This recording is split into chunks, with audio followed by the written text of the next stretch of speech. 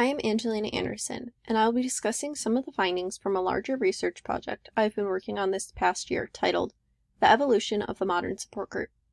This project examined the evolution of the modern medical support group as social media continues to take a central part in support group activity. The purpose of this project was to determine whether online support groups are pushing the bounds of support groups, or if they are evolving the very definition. This analysis was conducted by looking at 2 migraine support groups on Facebook that are moderated by the same administrator. The support groups started out as a space for people to discuss their experience with migraine, but has since grown to include medical information compiled since the release of new treatment options in recent years. Over the course of conducting this larger analysis, I made some interesting observations about the moderator involvement and interaction within the group, which will be the focus of this presentation. The main question that the larger project was working to answer was, what is the motivation for users to be active on the Facebook support group, and what forms does their activity take? As well as trying to determine what the motivation behind the support group's changing nature may be, and if this change may be in response to a gap in the resources available to migraine patients through doctors that they are instead receiving via the Facebook group.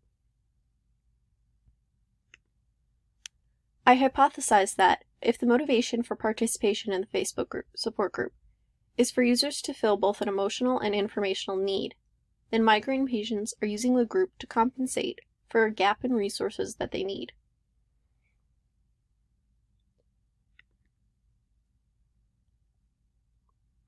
Shortly after beginning research, I found that the initial Facebook group this project focused on was linked to a second group that was moderated by the same administrator who suffers from migraines and also works as a patient advocate, Shosh Rachel. Shosh is the sole administrator of the second Facebook group, called Migraine Meanderings, with 2,938 followers, and is one of several moderators of the Facebook group that led to the start of this project, called Hope for Migraine by Epti, Revo, Umbrevli, Narivo, Emgality, Ajovi, Amovic, with 9,508 followers.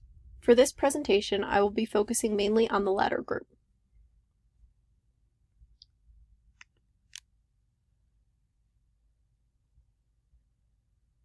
In the course of working on the larger project, I quickly realized that the moderators had become more involved than they had been previously. You can see some evidence of this in this chart I've compiled, listing the 9 moderators, the date they joined the group as moderators, the last date they made a post to the group, the number of posts they have made to the group, and the average number of user comments on their posts. As you can see, Shosh, who started the group, is the most involved of the moderators.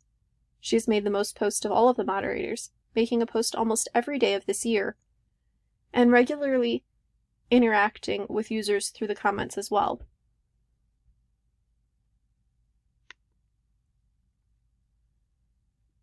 I also went through and analyzed the posts each of the moderators made, sorting each post into a category. The categories I used were posts made in an administrative role, informational posts, interactions, questions, experiences, events, connections, and inspirational posts.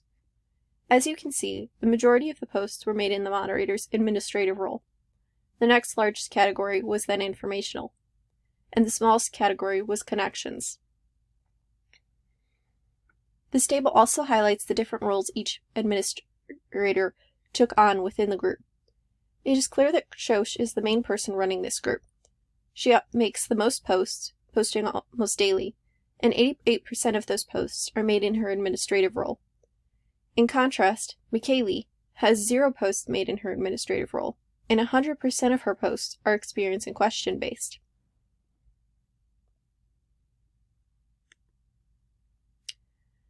Of course, many of the posts in the group fall under more than one category, as evidenced by the following examples. This post by Deborah I categorized as an experience, question, and interaction. I've categorized it in this manner because Deborah is describing her personal experience with migraine and emgality, as well as asking the users of the group questions about their own experiences to encourage them to interact with the post through the comments.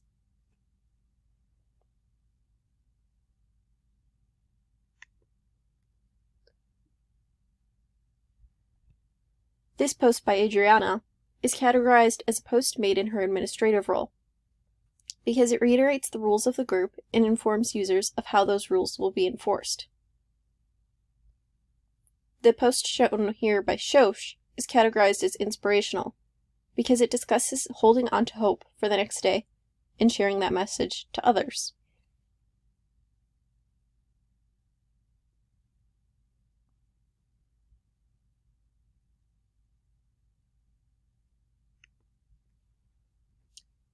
This post by Deborah is categorized as being made under her administrative role, informational, and an event.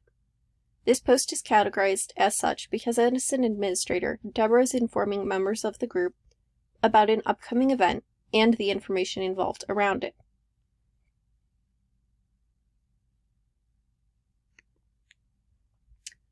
The uppermost post by Shosh on this slide is categorized as informational because it includes a file with information about side effects caused by Aimovig. The lower post, made by Shosh on this slide, is categorized as a connection because it discusses another social media account, in this case Migraine Meanderings, where users can connect and discuss suffering from migraine.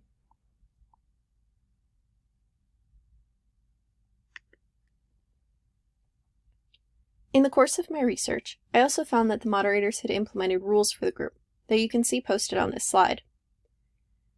Unfortunately, Facebook does not state when the rules were put in place, nor is there a post introducing them, but it's clear that they were not there from the beginning of the group, and appear to have been introduced sometime towards the end of 2018, per post made by Shosh and Helen. These rules clearly signify the time when the moderators began to take a more active role in the interactions within the group, from what the users were posting to what users were commenting within the group.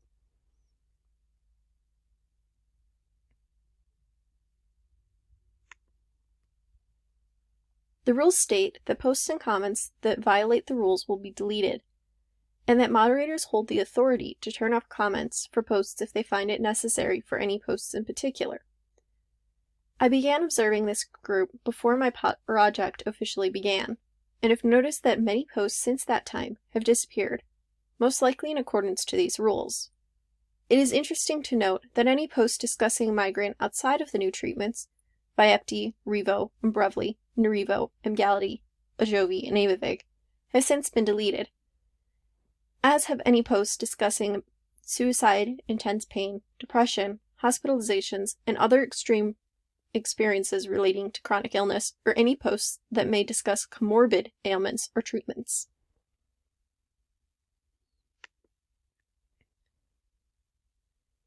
As mentioned in the previous slide, Rule 1 that the moderators have posted requires all users in the group to read the facts announcement before making any posts or leaving any comments. On this slide, I have included an example of some of the units from the facts announcement. In total, there are 11 units that users are expected to read before posting or commenting on the page. Each of the units looks similar to this and goes over a different topic, linking users to posts and files on the page that discuss the topic and answer common questions about said topic.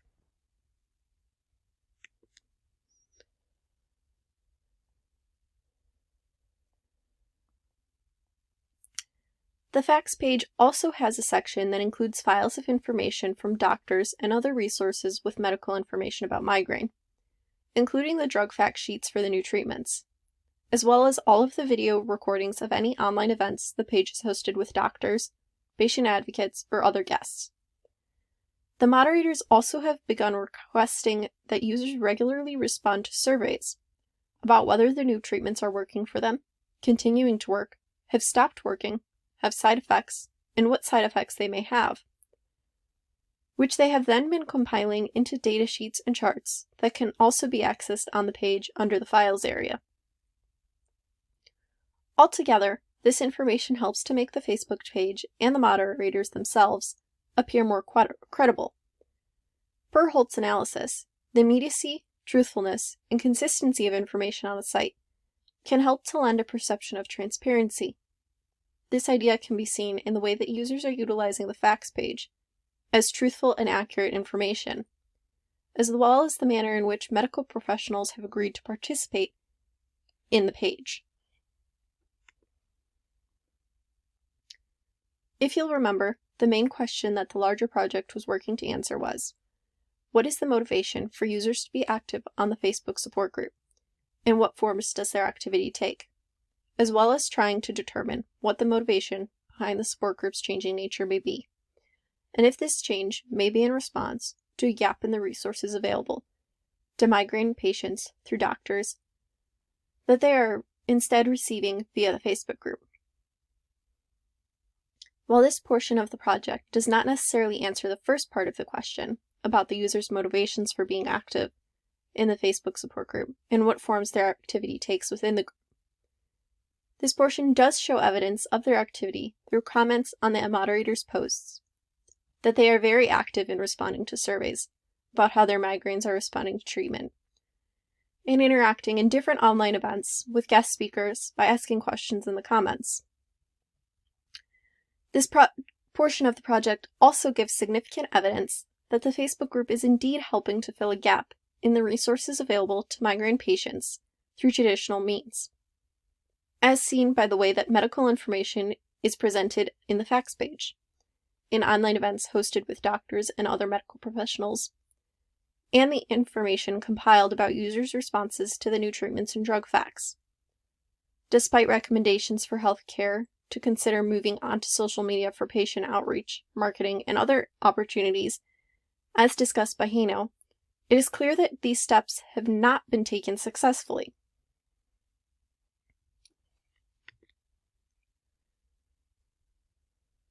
Overall, I found the interactions within this group's dynamic very interesting. As the moderators become more involved in the group's goings-ons, I would have expected users to either become less involved or to complain, forcing the group to return to the way it had been. Instead, users continued to be just as involved as they had been previously, if not more so. It is interesting to see how the group has changed over time, moving from being a place for migraineers to congregate and commiserate about their suffering, and instead beginning to move towards a place where migraineers can look for information about migraine treatments and their efficacy. While overall it appears that this shift may be positive, as it is providing a much-needed service for migraineers and helping to provide information about new treatments that not much is known about yet, it also appears to be negatively impacting users' freedom when it comes to discussing their overall health. This leads me into some questions that I am still left with. How do users feel about this change in the group dynamic? Has the change led to any users leaving the group? What, if anything, are the moderators doing with the user data they are compiling? What do these changes say about the spaces where connection happens? Are users giving up their freedom to post what they want in return for group information? This slide shows all of the references I've discussed during my presentation, as well as any references I did not mention but were used in the course of my research on this project.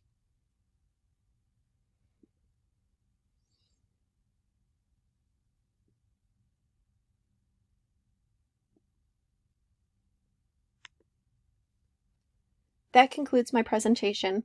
Thank you for listening. I hope you found my findings as interesting as I did, and perhaps learned something as well.